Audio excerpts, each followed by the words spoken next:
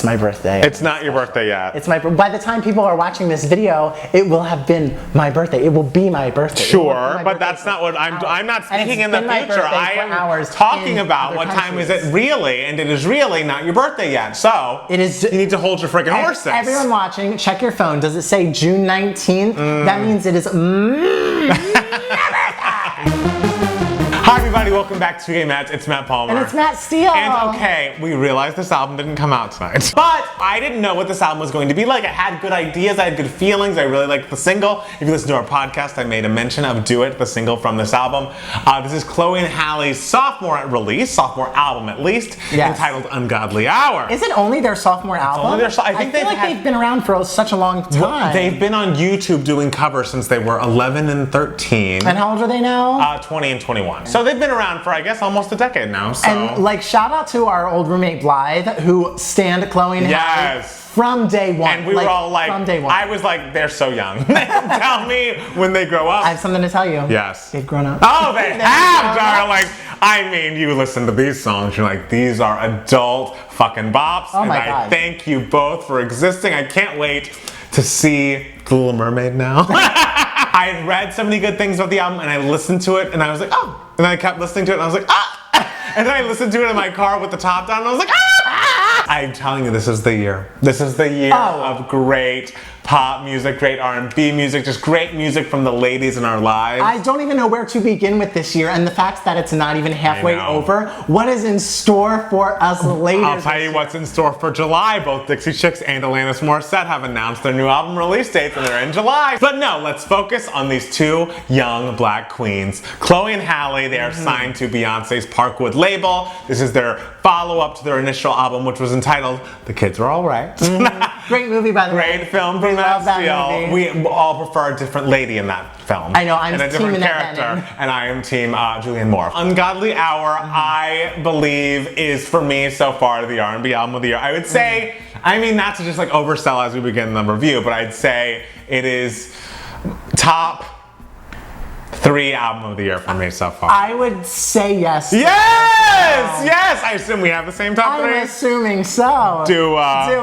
Rena. The girl. And the girl! I'm glad you said it was on Beyonce's label, because you can tell Beyonce's fingertips are... her fingerprints are all over. That's the best. You can just tell because the attention to detail on this album is just so beautiful. I know. The vision, like you watch the music videos, you look at all of the album artwork, and you're like, there is such clear vision. I just am so impressed with the youth bringing eras back. Because for so long it was just like, no, I'm too cool. I just like do my thing. Like this is it. Yeah. And it's like, no. I'm just gonna release a song. No. This is so consistently brilliant. And we'll go into the track listing, but I felt a little bit like Madison Beer, where it's like, why is this album getting better as it goes along? Like I love, like the beginning bobs are great, and but it's like as we get further into the album, it's like, wait. And then by the end, I'm like, wait! I don't know, I get taken by surprise. I'm so used to everyone front-loading their albums with like the best stuff right at the top. Let's jump in, let's go track by track and talk about how we feel. We open with the intro. Woo-hoo. We love an intro. And I love that they're still doing their vocal harmonies, you know? Yeah, they sound beautiful. They do, they're stunningly beautiful vocally and great harmonies throughout. And this is also the intro to the Forgive Me video. And then we go straight into Forgive Me, which I guess is the second single, and a song in which I think is great. Forgive Me is top 4 for me. I have 4 favorites. I don't know which one is like my favorite, but Forgive Me is one of my absolute favorites. And the funniest thing about it is I don't got a word. Like a problem I had the first time I listened to this album was I listened to it in the car, and may I make a suggestion? Listen to it with headphones, because when you listen to it in a car, it's a lot of bass and everything. And I know people give Ariana a lot of shit about diction, but like, girl. I mean! But the thing is, like, that's what the album feels like. So artistically it works, and the songs are so beautiful and so good that it absolutely works, and you don't care. The second and third time I listened, I had the headphones in, and I was just like, oh, I'm getting the words a lot clearer now. But yeah, I love Forgive Me because it's like so haunting and eerie. And the way they both are in sync with each other is like a little creepy, but like beautiful. Yeah, I just felt like watching both that video and the Do It video was giving me Aaliyah vibes, and I'm like, as two childhood Aaliyah fans, Yes. I feel like we can definitely understand the wonder of that. And I feel like especially for a more delicately voiced R&B act, that's like a very good reference to be making, because that's what Aaliyah was. She was like, she was not like soft in her presentation, but very much vocally. No, and it was very strong in the presentation, but still just like a very delicate vocal. Yes, and I feel like they give me delicate vocals in a way that's very beautiful and great. And Baby Girl, the first of a few songs that, again, Chloe produced by herself. This is a 21-year-old girl who is putting productions next to some of the biggest in the game. Scott Storch, who worked on Christina Aguilera's Stripped and other hip-hop songs, of course, in the 2000s. And Baby Girl sounds just as good as fucking Do It. And it's like, you better work, bitch. Yeah. As someone who went to school for music production, and the first day of like, okay, this is what it's like when you produce music, and I was like, oh, I never want to be doing that. It's like they were very much like, you're only going to hear songs as different frequencies and never as like a songwriting moment. And I'm like, what does that mean? It just is like, if you're a real producer, you're so thinking about the technical aspects of a song when you hear it. And I'm like, I don't ever want to forget about like the beauty of a great song. But anyways, she is incredibly talented, is blessed with both hands. She can hear a great songcraft and hear a great production together. It is very catchy. It is very singable. It is very radio. I feel like the beginning of the album is very radio. Yeah. And would work, I feel like, on a lot of stations. Do It is excellent. Do It's a classic. What a great song. Like, I talked about it again on the podcast. I just think it's just such a masterful single. That's what made me start paying attention, is I listened to that song and saw that video and I was like, oh. And the choreography that goes with it is instantly memorable. Yeah. It's just a classic. Yeah. It's a perfect choice for a first single, Yes. I think, for this And album. it's like the perfect mix of like sexy and cute. It's cute because it's like they're not twins, but like you kind of get like a little twin vibe. It does seem like a twin vibe. I feel like I've looked up whether or not they're twins several times in the past, but they're not. Tipsy. Tipsy is another one of my top. Oh, Tipsy. Tipsy's so funny. It's There hilarious. are songs on this album that are just like, when I catch the lyrics, I'm like, oh, this is utterly hysterical. I'm telling you, it did take me like 2 or 3 times to listen to these lyrics. I'm like, are they talking about killing men? Yeah, like you're gonna end up in the ground. It's like, you better not play me like all those other boys did. I don't know how they ended up in the ground. And the line where it's just like, mystery. Don't mess with these girls. They may be young, they may be beautiful, they may be starring in Disney movies, but they'll also kill you. Then we go into Ungodly Hour. Oh, beautiful. Oh. Beautiful but dancey. Yes, and this song is produced by Disclosure, who's done a lot of great dance music. I think it's cool that they're kind of expanding their sound, but it doesn't feel out of place on the album. Like, it very much still is classy and adult and like contemporary, but it's like, yeah, let's give them a little 4 on the floor. Yeah. You know, give the gays a little something. I love how it's so like a low-key dancey, but it's also kind of just like, it's talking to guys just being like, what are you doing? What are you doing? Yes, They're they're not like gonna be like, I'm super overexcitable. I'm really gonna give you like, I'm so happy to be in this thing. It's like, yeah, it's gonna be like, what the hell? yeah, let's do a little dance. Yeah. Busy Boy. Busy Boy is 3 of the 4. Oh my gosh! I think Busy Boy is so funny as well. It is. I never knew like there could be such quirk in R&B music. Hey, and there you go, Chloe and Halle. They don't follow those rules. Also very singable. It almost gives me like a Shake It Off, where it's like you listen to that chorus once, and of course they're just saying busy boy, busy boy. But even still, you hear it once, you're like, I'm not gonna forget that. I love the details in the verses because you have so many like instances of the guy being a piece of shit. I know. It's so funny, and they're all so relatable. And each it's and just, every one. oh, I see that girl you're with is pregnant on Instagram. That's so exciting. Congrats. And she's like, you know, and I just mess with you because you're just so damn fine.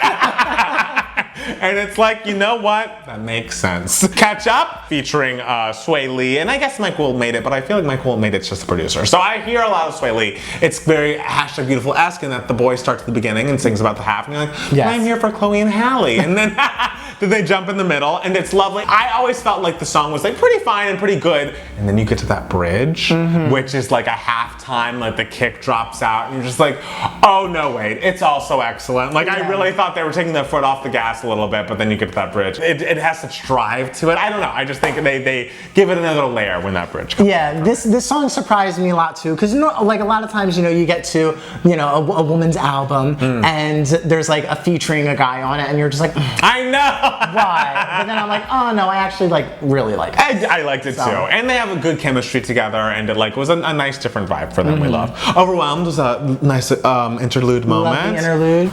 Lonely. Lonely's my fourth. Fourth of the favorite four. When I first listened to Lonely, this is a masterpiece. Every line, every section of the song is a chorus and a hook, and it's so beautiful. It's just like a kind of a ride along, like very major but not saccharine song, and I can't say enough good things about it. It's a very positive song, but still edgy. Yes. I think it is instantly memorable. Yes. It's just so beautiful, but not like, oh, listen to this pretty song. Right. It's just such a wonderful, wonderful song. Who wrote it? I mean, they wrote it with a couple of other people, but I think there was a producer named Gritty, I believe. I looked him up. Jeez. Oh no, actually, this one is actually Scott Storch as well. This is All right, Scott. Storch. Of all the songs of the album, this is the one I want to be a single. So this is what I want people to hear from them, and I do feel like it could still very much work on radio. It still feels young. It still feels like now. Like it feels like SZA could be on it or something. It feels like now R&B, but also it feels like traditional 90s R&B. Like it just works so well. Some would call it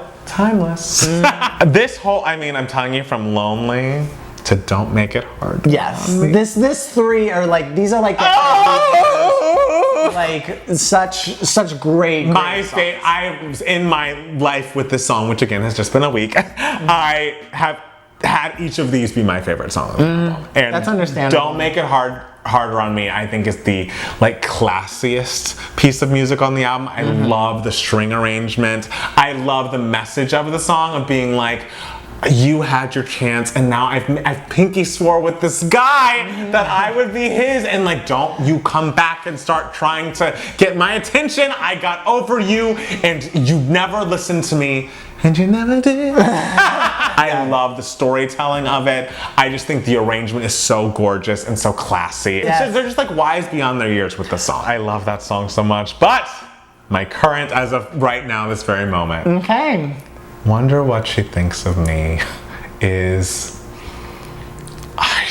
it's haunting, it's perfect. I love the point of view of it. I love the vibe. I guess 2020 is the year of the R&B Other Woman Jam. JoJo started it, and now Chloe and Halle are doing it, and I love it. And honestly, even though it's my favorite song on the album, the one thing I would change that I think would be interesting, and maybe a little creepy because they're related, but maybe not, is it would be cool if in the first verse, Halle was the other woman, and in the second verse, Chloe was the wife. You know what I mean?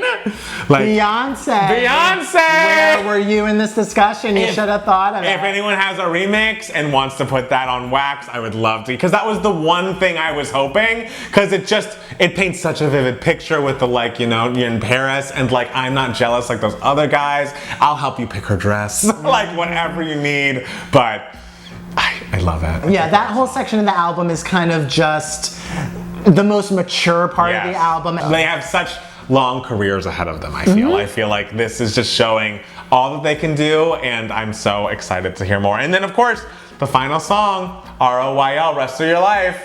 Gotta end it on a bop. Exactly, we're giving them a bop. I feel like it's one of the top bops for me on the album. I think it's fun, I think it's great. It's just hard for me to listen to anything after those three together. Oh yeah, there's a clear, like, difference. Yes, and it's just like, and it's not a bad difference. It's like, oh, now we're young again. Now, like, time to end the album. Yes, now we're gonna end it on a little up-tempo moment, and we love it. Yeah, with a little exclamation point. Yes, but yeah, I think right now, I mean, we'll have to see after I listen to Alanis and Dixie Chicks, but right now, the three crowns of 2020.